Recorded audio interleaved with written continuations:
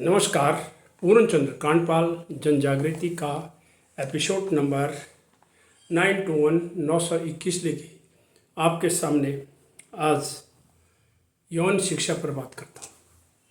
यौन शिक्षा पर मैंने 7 जनवरी 2025 को एपिसोड नंबर 769 पर भी बात करी थी।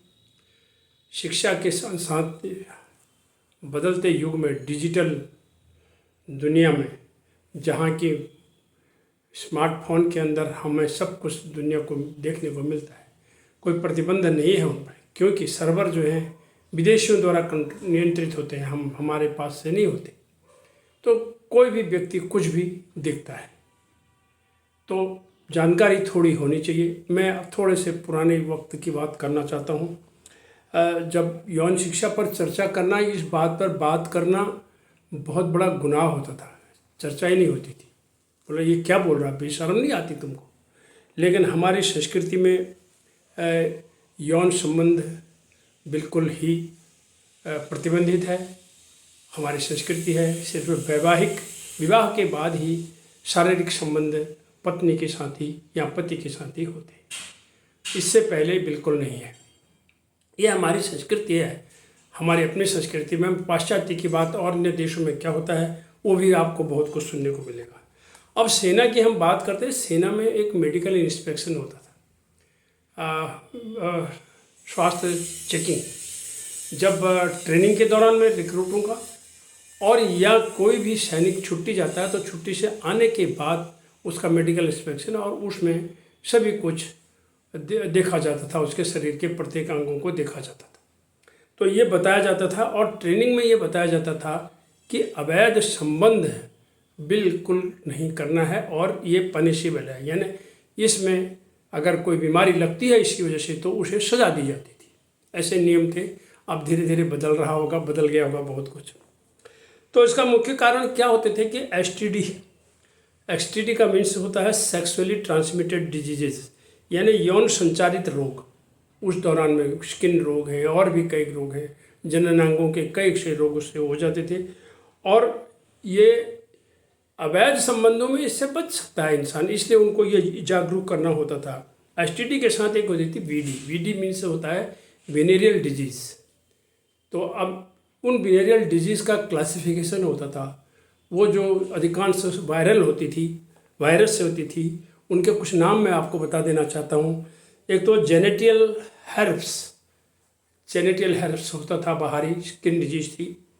गोनोरिया बहुत ही खतरनाक बीमारी, और फिर उसके बाद सेफिलिस और HIV एड्स। HIV यानी HIV का मतलब है ह्यूमन इम्यूनो डिफिशियंसी वायरस, और एड्स का मतलब है एक्वायर्ड इम्यूनो डिफिशियंसी सिंड्रोम। ये सारी बीमारियां धीरे धीरे करके, ये वेनेरियल डिजीज हट गया, अब HIV आ गया और एड्स आ गया। इसमें होता क्या है, एक बीमारी में व्यक्ति का इम्यून सिस्टम, जो रोग प्रतिरोधक शक्ति होती है, वो समाप्त हो जाती है। कोई दवाई उसके बदन में असर नहीं करती। फिर उसका एग्जामिनेशन करते हैं और पता चलता है इसको तो फलानी बीमारी है। तो कुल मिलाकर के इन रोगों से बचाव के लिए ये बहुत ज़रूरी था, और यह बहुत खतरनाक रोग थे। ये अवैध संबंधों से ही आते थे। अवैध का मतलब है जो वैध नहीं। फिर वही बात आती है, जब वैध नहीं तो सजा जरूर मिलेगी। अब सैनिक को बताया जाता कि अवैध संबंध को आप दृढ़ता के से बच सकते हैं। कैसे बचेंगे, इस पर एक और भावनात्मक बात आती थी कि यदि आप अवैध नहीं करोगे तो आपकी पत्नी भी अवैध नहीं करेगी। यदि आप गलत रास्ते पर जाओगे तो वो भी गलत रास्ते पर जा सकती है, क्योंकि जब आप जा सकते हो तो वो भी जा सकती है। हर व्यक्ति अगर ऐसा सोचे मैं पत्नी से दूर हूँ, या पत्नी सोचे कि मैं पति से दूर हूँ, हमें इन सब चीज़ों से बचना चाहिए, तो एक दूसरे के प्रति जो विश्वास की डोरी वैवाहिक संबंध की बधी हुई है अग्नि के साथ, फेरों के साथ, तो फिर अवैध संबंध बनने का कोई मीनिंग नहीं होता है। तो इसीलिए यह कहा जाता है भाई यदि मैं ऐसा गलत काम कर रहा हूँ तो वो भी कर सकती है।